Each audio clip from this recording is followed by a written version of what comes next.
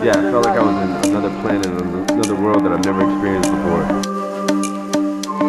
I mean, I think getting to the summit naturally would be probably the one thing you're never going to forget. It's like an overwhelming emotion. When you push yourself that far, and then you get that kind of reward, there's nothing compares to it. It's one of the scariest things I think I've ever done. I could not have done that great feat of touching the sign at the end of a Kilimanjaro summit without the help of every single person, the porters, the guides, everyone else. What's up, guys? Nelson Dellis here. I am Kilimanjaro National Park in Tanzania, Africa, running a guided trip, but I figured I'd do a video on how to make a memory last. Let's do this.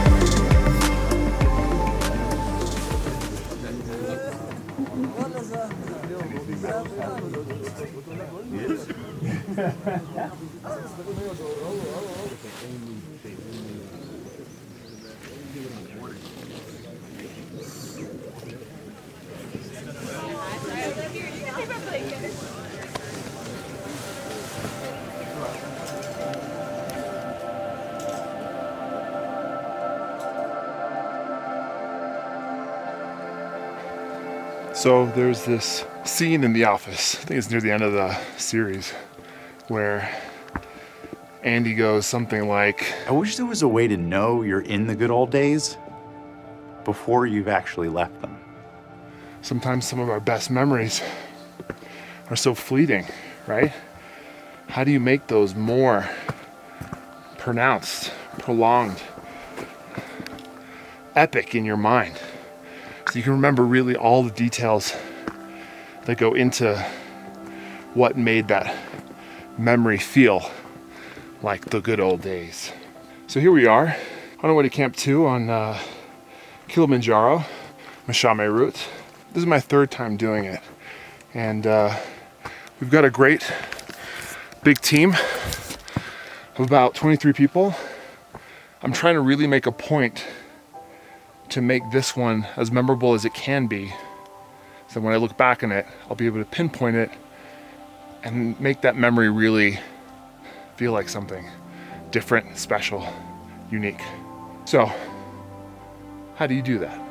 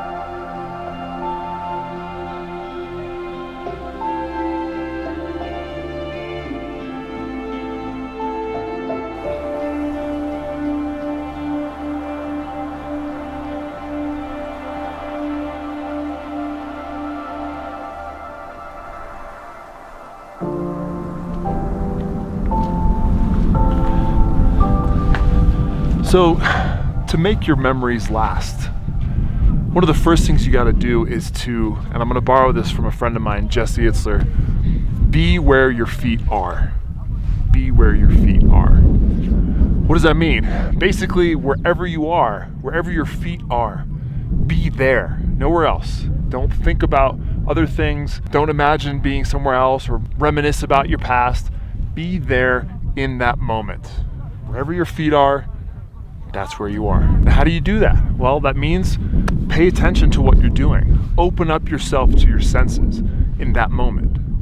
What are you feeling? What do you see? What do you hear? What are you saying? What are other people saying? Are you listening? All those things, you need to be hyper aware of what's happening around you. And just by kind of repeating that mantra to yourself, be where your feet are. If you can keep that in the back of your head, you'll find yourself hypersensitive to all those things happening in that moment. And when you think back on it, that memory will feel alive. And during that moment, as you're experiencing it, that memorable moment, it will feel like it's lasting, that it'll have some weight to it, some importance, some lastingness to it. And that's the goal. Be where your feet are. Be where your feet are.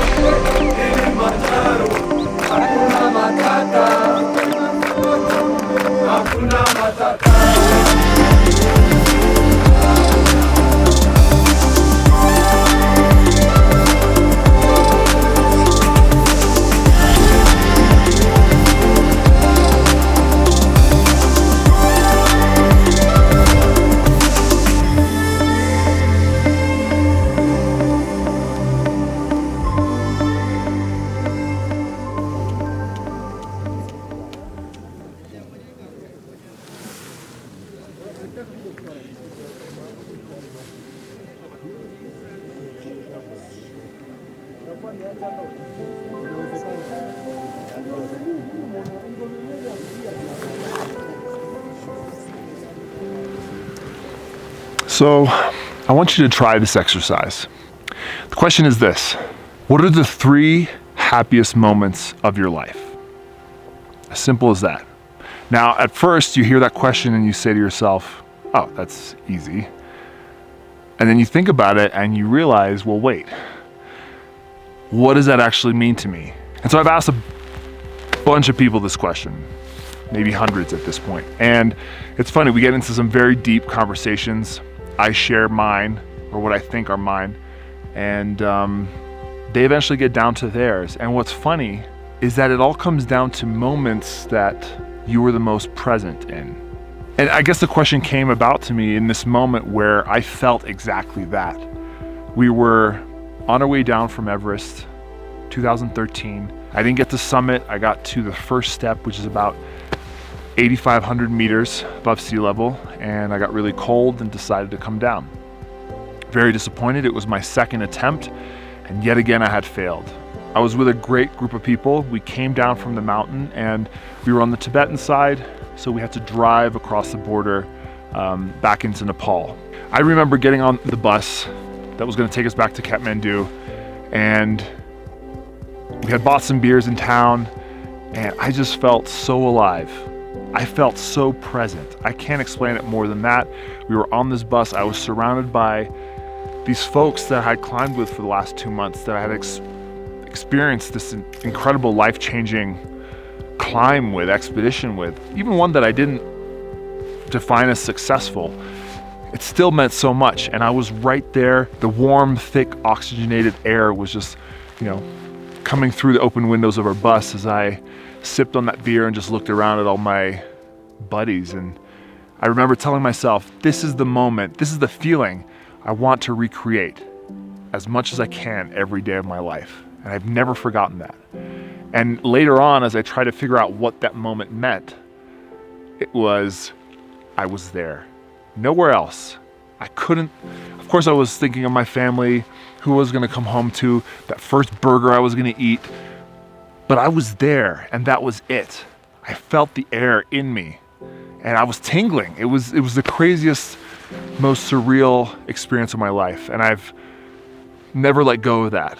And I hope that kind of maybe made you shiver a little bit when you think about your own happiest memories, and realize that those are the memories that last. The ones where you were right there, the ones that equated to happiness. Oh man, the clouds just lifted. Wow. We're gonna be up there in less than 36 hours. I'll see you after the summit.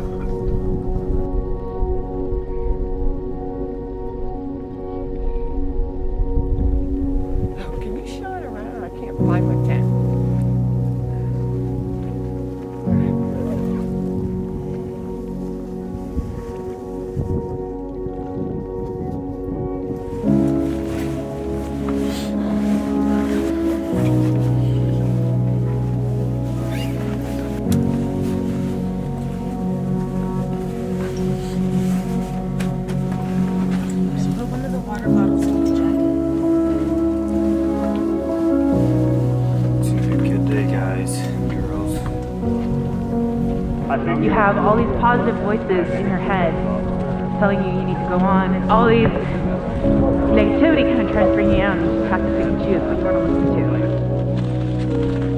to. It was the most beautiful thing I've ever seen in my life. I've never had the opportunity to stand above the clouds and look down on them as if they were the boy. And when you make it to the top, it all comes out. Either you cry or you laugh or you're jumping up and down. I think that feeling of joy really overwhelmed the group.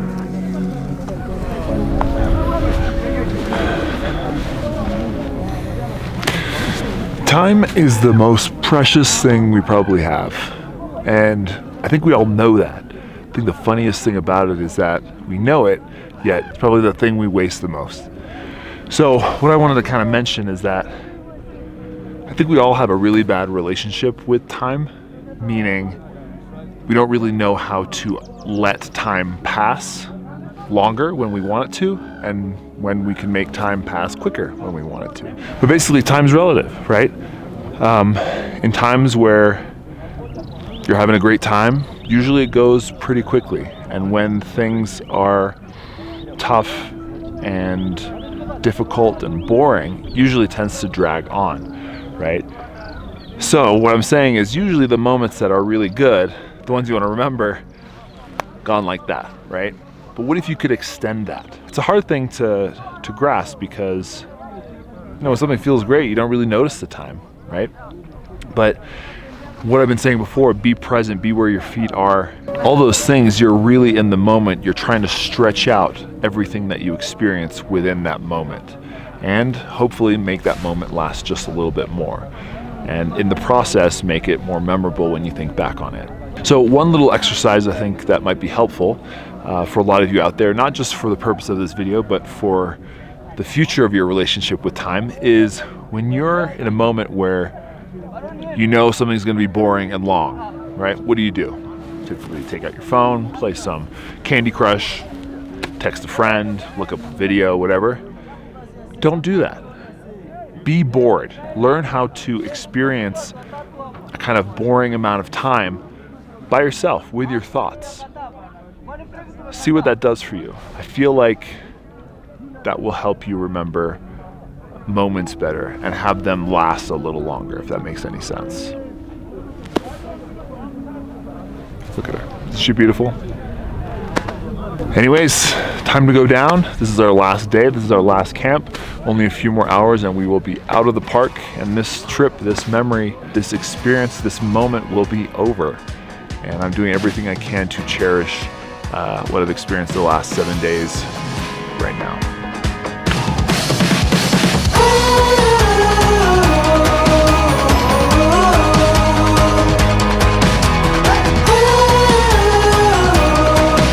If you're interested in joining one of our future epic adventures where you'll make your own memories last for the rest of your life, please visit our website, axventuresinc.com, to get more details. Hope to see you out there.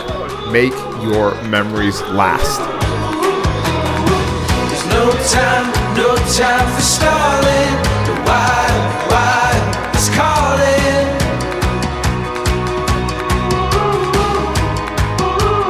All right, what's your name? Where are you from?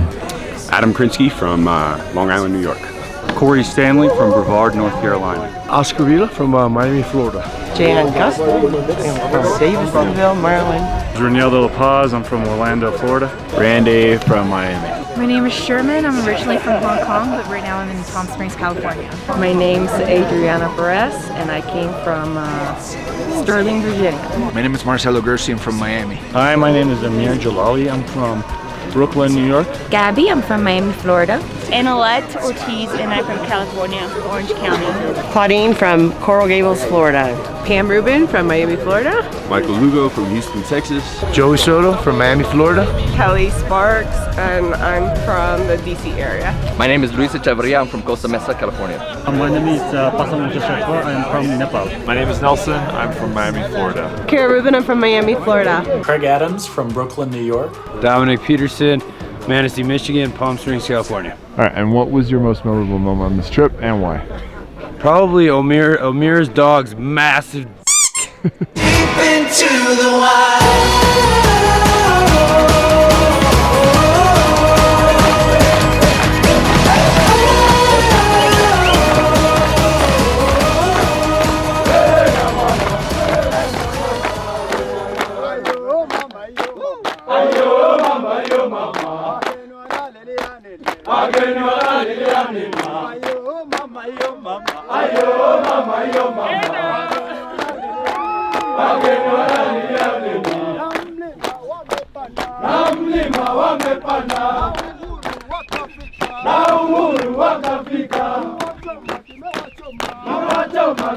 Choma.